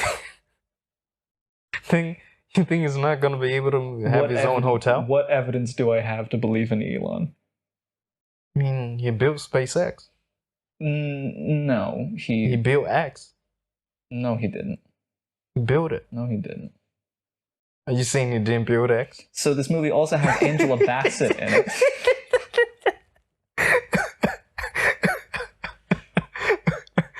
Yeah, Angela's. She's in it. I mean, it's sort of like a. She doesn't really get to do much. No. Although at the end she does bring up a great point, because when Ellie is in the ship about to go and meet off the aliens, she's got this headset that's supposed to record everything, but it went out and didn't record anything, and it was just static. But 18 hours of it. But 18 hours of it. Yeah. And I'm surprised. So you knew and didn't tell anyone? Well, again, that's the kind of thing that the government might want to keep under wraps, because then that is kind of proof that there's something more going on here that is harder to deal with, harder to keep control of. Which is why James Woods, the conservative nutjob that he is, and I'm also talking about the character that he plays, tries to spin it.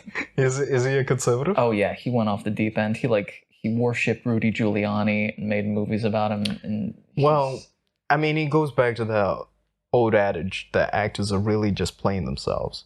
Yeah. You even see it in this. I think McConaughey's. It's McConaughey. McConaughey. I love that his character is, yeah, he's a man of God, but he fucks. He literally says, I wasn't into the whole celibacy thing. Think of me like a man of the cloth, but without the cloth. Yeah. And then they fuck, because he's got to be cool. Can't have one of those nerdy virgin religious people as the main lead. I fucking love 90s movies.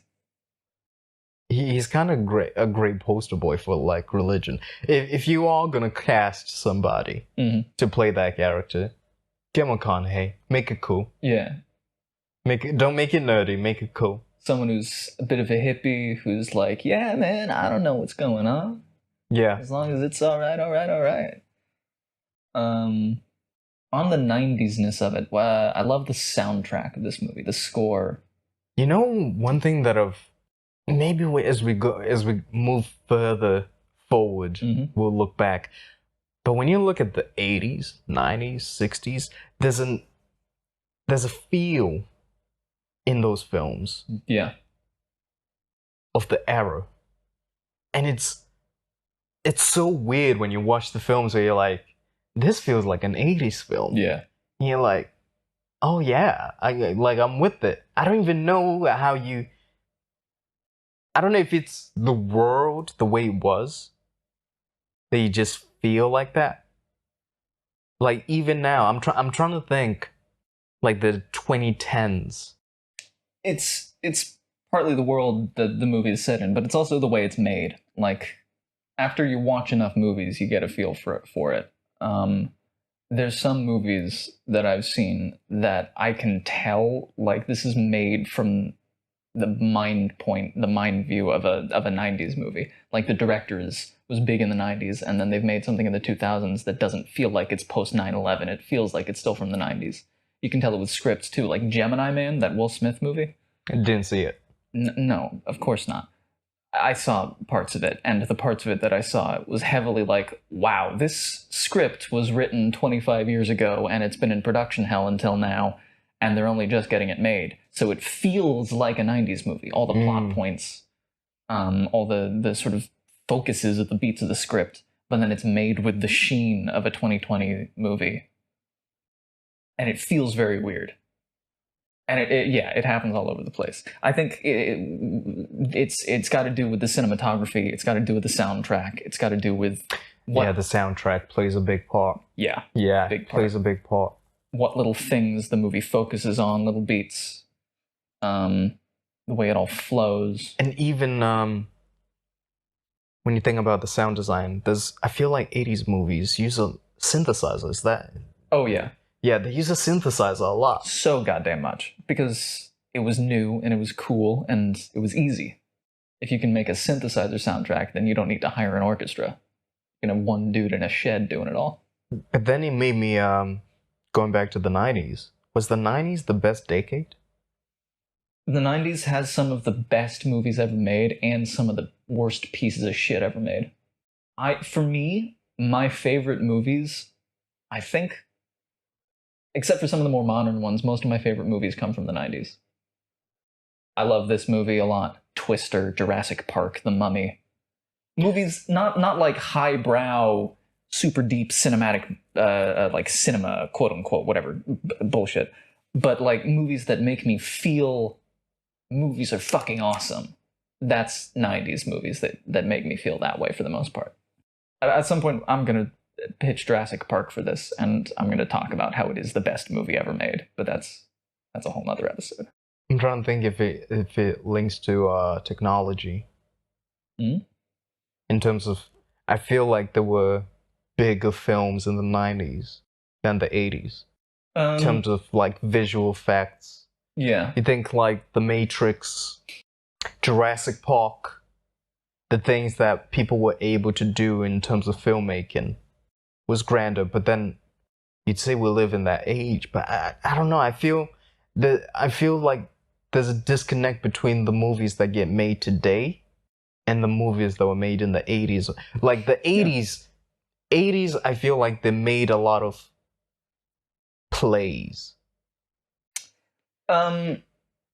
into movies.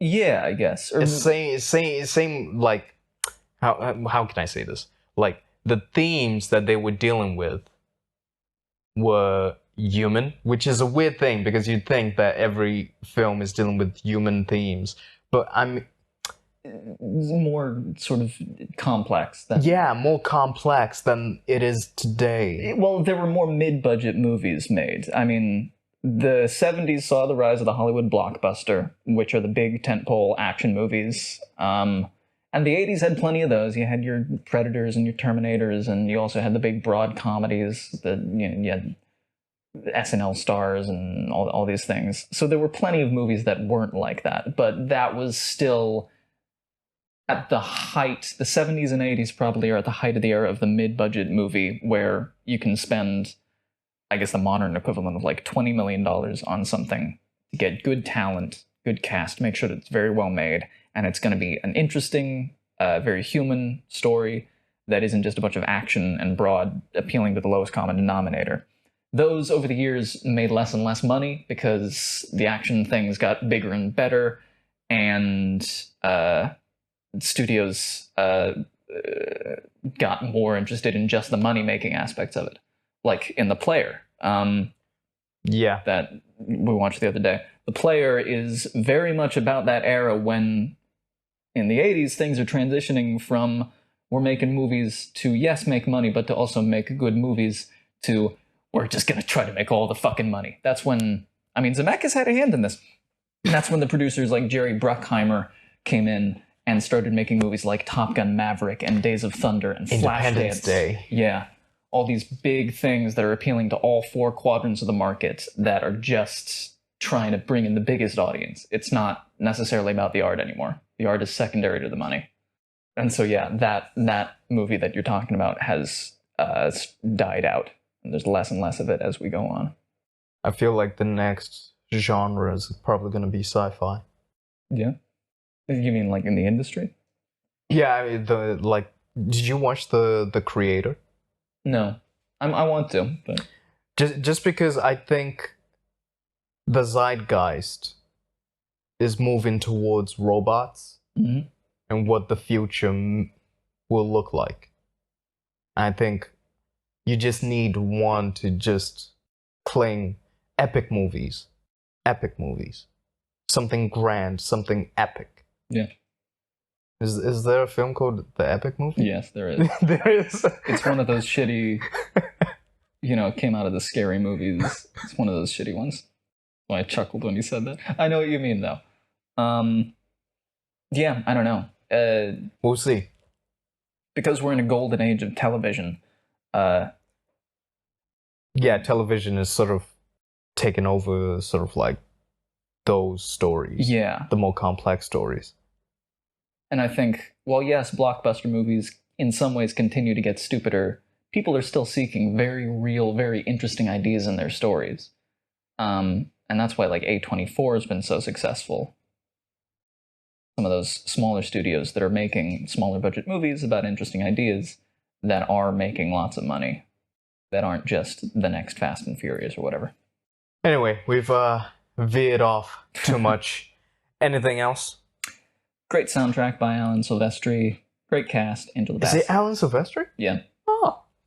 He also did Back to the Future. He's a big Zemeckis collaborator. One of the greats. Angela Bassett, John Hurt. Jake Busey as the terrorist, hyper-Christian. Just giving off the murder eyes from the very get-go. Really, really uncomfortable. Rob Lowe's in there. Yeah, going into this, I didn't know exactly how much about the movie itself and the movie making we would talk about. I love the mirror shot, that's what made me pick it, but this movie is so much about the ideas of it that it's just a competently made movie. There's not... Yeah, in terms of the filmmaking, there's not really anything you can sort of have gripes with. No. The mirror shot, maybe that's why they did it. Maybe that's why he did it. Because maybe he realized, yeah, no one's really going to be talking about the filmmaking. So let me just do this thing to just show them I am that guy. And we'll go into the ideas. Yeah. Because the rest of the film is just about the ideas. It's people talking. Yeah, it's very simply made. It's not... Zemeckis has never been the most elaborate filmmaker. It's not like you can get intense meanings from the framing setups of his shots. He just makes solid movies. This is a solid movie with a really, really cool story. Last thoughts? Those are your last thoughts? Yeah, I guess so. Aliens probably exist. There's no reason to believe in a god any more than there is to believe in a unicorn squid that farts pizzas. Cannot believe you equated those two together. Why? What's the difference? There's absolutely no difference. I just can't believe you equated those two things together. If anyone finds comfort from religion, good, but don't let that hinder your curiosity. That's what I'll leave people with. My final thoughts are always ask questions. Especially when you're in a room filled with black people and you're told that you're black because of someone else's sins. Jesus. Always ask questions. And yeah, we'll leave it at that. Like, subscribe, listen to us on Spotify, YouTube, whatever else we're on. I don't know what else. But you find us, Talking Pictures. I'm Tawana. That's Max. There's an Instagram now. Yes, there's an Instagram now. Yeah. Yeah, you can follow us on Instagram. Yeah. I hate saying these words. Yeah. I hate saying... my stomach literally just does jumping jacks every single time I say these words. Yeah. And it's like, ugh. I'm glad you do it, because I refuse to. Just get through it. Just get through it. Just get through it. Just get through it. But yeah, follow us. If you've listened this far, I don't even know how long this is going to be. If you've listened this far, we hope you at least watch the film. Yeah. It's almost as long as this podcast. I don't think the final podcast would be. It's going to be about 2.5 hours, which is the length of the movie. 2 hours, 29 minutes. Okay. That's, what, 5 hours? Podcast and film? Put on the movie and listen to this podcast at the same time, and have a terrible time doing it. You know what? I don't think it would be that terrible. It'd be a bit incongruous. You'd have to sort of divert your attention between them. But yeah, give it a shot. Yeah, give it a shot. Let us know. Yeah. But yeah, till next time, peace.